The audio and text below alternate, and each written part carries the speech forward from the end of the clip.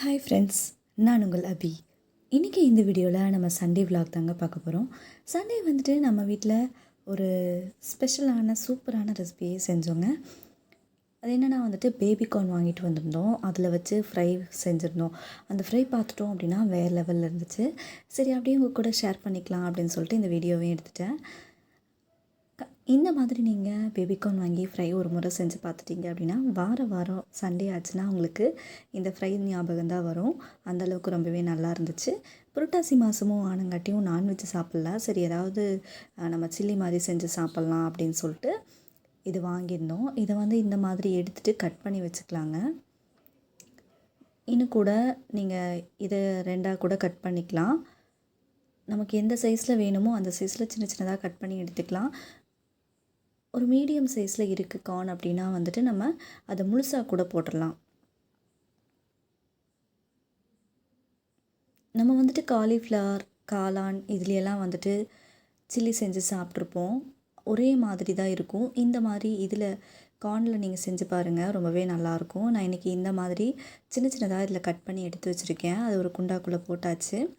அது இருக்கட்டும். அப்படியே இந்த சைட் பார்த்துட்டோம் அப்படின்னா அத்தை காளான் பிரியாணி செய்கிறதுக்காக ரெடி பண்ணிகிட்ருந்தாங்க. கூடவே வந்துட்டு கொஞ்சோண்டு பீட்ரூட் சட்னி அரைச்சிக்கலாம் அப்படின்னு சொல்லிட்டு அதுவும் இன்னொரு அடுப்பில் ரெடி ஆகிட்டுருக்கு.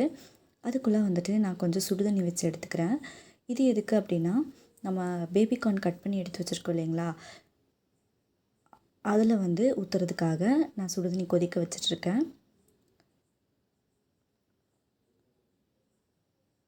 கூடவே இப்போ கொஞ்சோண்டு பிரியாணி அரிசி எடுத்து ஊற வச்சுருக்கேன். ஒரு 3 டம்ளர் பிரியாணி அரிசி ஊற வச்சுருக்கேன். இப்போ அரிசி போட்டு நல்லா கிளறி விட்டுடலாம்.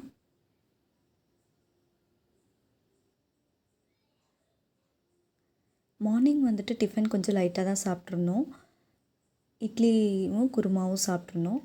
சரி அதுக்குள்ளே லஞ்சுக்கு ரெடி பண்ணிடலாம் அப்படின்னு சொல்லிட்டு ரெடி பண்ணியாச்சு. ஒரு 1:30 இருக்கும். அப்போ தான் ரெடி பண்ணிகிட்ருக்கோம்.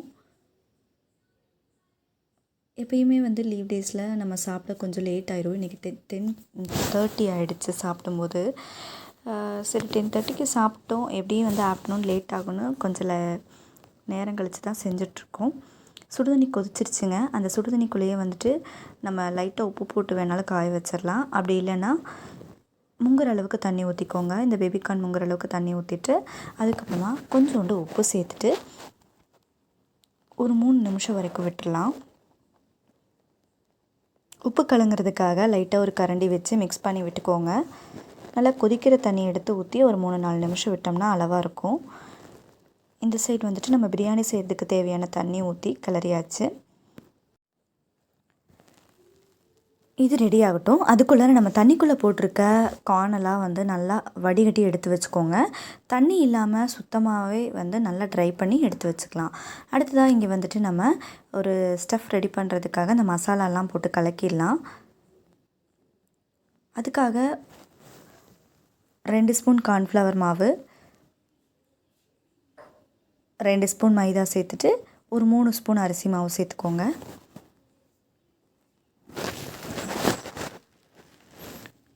இது கூடவே லைட்டாக உப்பு சேர்த்துட்டு மிளகாய்த்தூள் 1/2 ஸ்பூன் அளவுக்கு சேர்த்துக்கோங்க. இன்றைக்கி நான் அந்த சிக்கன் 65 மசாலா இருக்கும் இல்லைங்களா, அந்த மிக்ஸ் கொஞ்சம் சேர்த்துருக்கேன். கூடவே குருமிளகுத்தூள் கொஞ்சம் சேர்த்துட்டு நல்லா மிக்ஸ் பண்ணி விடுங்க. நீங்கள் சிக்கன் 65 மசாலா சேர்க்க விரும்பலை அப்படின்னா கூடவே கொஞ்சம் மல்லித்தூள், கொஞ்சம் கரம் மசாலா சேர்த்துக்கோங்க, நல்லாயிருக்கும். காஷ்மீரி மிளகாய்த்தூள் இருந்துச்சுன்னா அதை சேர்த்துக்கோங்க. நான் இன்றைக்கி நார்மல் மிளகாய்த்தூள் தான் சேர்த்துருக்கேன் இதில். இப்போ நமக்கு கார்னில் இருக்க தண்ணி ஃபுல்லாகவே ட்ரை ஆகிடுச்சு. இருந்தாலும் கொஞ்சோண்டு நமக்கு அதில் தண்ணி இருக்கும். அதனால் தண்ணி இப்போதைக்கு தெளிக்க வேண்டாம். அந்த பேபிகார்ன்லாம் எடுத்துகிட்டு இந்த மிக்ஸில் போட்டு நல்லா இப்போ மிக்ஸ் பண்ணி விட்டுருங்க. ஒரு கரண்டி வச்சு கூட நம்ம கலந்துடலாம். இந்த மாதிரி நமக்கு தண்ணி தேவைப்பட்டால் மட்டும் லைட்டாக தெளித்து விட்டுக்கலாம். இப்படி மிக்ஸ் பண்ணணும்னாலே நமக்கு நல்லா அதில் பிடிச்சி தான் கிடைக்கும். இப்போ பாருங்கள், நான் தண்ணியே சேர்க்கலை இதில். இருந்தாலும் நமக்கு மிளகாய்த்தூளெல்லாம் நல்லா அதில் பிடிச்சிருக்கு. இப்போது வேணும்னா கொஞ்சோண்டு ஒரு 1/2 மூடி லெமன் நான் இதில் பிழிஞ்சு விடுறேங்க.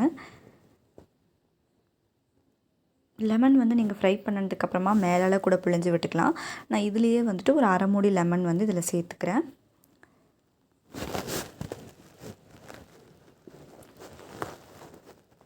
சேர்த்துட்டு இதை நல்லா மிக்ஸ் பண்ணி விட்டுக்கோங்க. இந்த சைடு எண்ணெய் காஞ்சதையும் நம்ம இதை அப்படியே பொரிக்க ஆரம்பிச்சிடலாங்க. நமக்கு காளான் பிரியாணியும் ரெடி ஆகிடுச்சு. இதையும் அப்படியே ஒன்று ஒன்றா போட்டு நம்ம பொரிச்சு எடுத்துதையும் சாப்பிட ஆரம்பிச்சிடலாம். பார்க்கும்போதே கண்டிப்பாக எல்லாத்துக்கும் சாப்பிட்ணுன்னு தோணும். இந்த டேஸ்ட்டு பார்த்துட்டோம்னாலும் நமக்கு டிஃப்ரெண்ட்டாகவும் வேறு லெவலாகவும் இருந்துச்சு.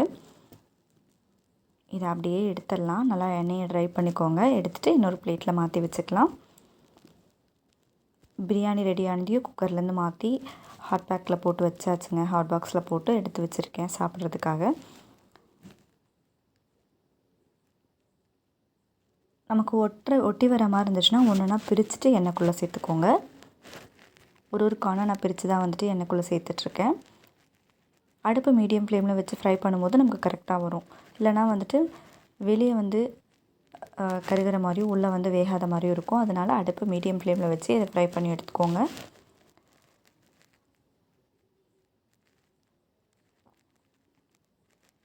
ஓரளவு நீங்கள் பெருசாக கட் பண்ணியிருந்தீங்க அப்படின்னா அதெல்லாம் தனியாக போட்டு வேக வைங்க. இல்லைனா வந்துட்டு சின்னதாக கட் பண்ணினதெல்லாம் வந்து சீக்கிரம் வெந்துடும். பெருசாக கட் பண்ணது கொஞ்சம் வேகறதுக்கு லேட் ஆகும். அதனால் கொஞ்சம் பிரித்து ஃப்ரை பண்ணி எடுத்துக்கோங்க.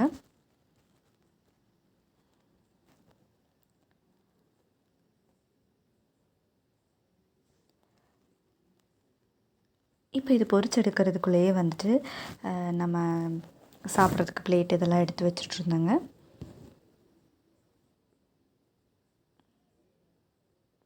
இப்போ ஏதோ வெந்தாச்சு. இதை எடுத்து அப்படியே நம்ம பிளேட்டுக்கு மாற்றிட்டு வேணும்னா மேலால் வந்துட்டு நம்ம லெமன் கொஞ்சோண்டு பிழிஞ்சு விட்டுட்டு வெங்காயம் இருந்துச்சுன்னா கூட நம்ம எடுத்துக்கலாங்க. நல்லாயிருக்கும் இது சாப்பிடும்போது. இப்போ வந்துட்டு நம்ம பிரியாணிக்கு தான் வந்து இதை சைட் டிஷ்ஷாக சாப்பிட போகிறோம். அதனால் வந்து நான் கொஞ்சோண்டு லெமன் மட்டும் பிழிஞ்சு விட்டுட்டு அப்படியே எடுத்து வச்சுருக்கேன். ஆனியன் கட் பண்ணி எடுத்துக்கலாம். பசி வேறு ஆகிடுச்சு. மணி ஒரு 3:15 ஆகிடுச்சுங்க சாப்பிடும்போது. இப்போ பிரியாணியும் போட்டுடலாம் பிளேட்டில். பிரியாணி வந்து ரொம்பவே அருமையாக வந்துருந்துச்சு. ஆல்ரெடி இந்த பிரியாணி எப்படி செய்கிறது அப்படிங்கிறதுக்கான வீடியோ வந்து அப்லோட் பண்ணியிருக்கோம். லிங்க்கையும் நான் டிஸ்கிரிப்ஷனில் கொடுத்துறேன். நீங்கள் பார்த்து கூட செஞ்சு பாருங்கள். ரொம்பவே நல்லாயிருக்கும். ஆனியன் ரைத்தாவும் ரெடியாக இருக்குது. கூடவே இந்த பேபிகார்ன் சில்லியையும் வச்சு இப்போ நம்ம சாப்பிட்றலாம். இதை சாப்பிடும்போது வந்துட்டு கண்டிப்பாக ஒரு டிஃப்ரெண்ட்டான காம்பினேஷன் சாப்பிட்ட ஃபீலிங் எனக்கு இருந்துச்சு. நீங்களும் கண்டிப்பாக இந்த காம்பினேஷனை ட்ரை பண்ணி பாருங்கள். இந்த vlog உங்களுக்கு பிடிச்சிருக்குன்னு நினைக்கிறேன். இன்னும் ஒரு புதுமையான ரெசிபியோட அடுத்த வீடியோவில் நான் உங்களை சந்திக்கிறேன். அதுவரை என்றும் இணைந்திருங்கள். நான் உங்கள் அபி.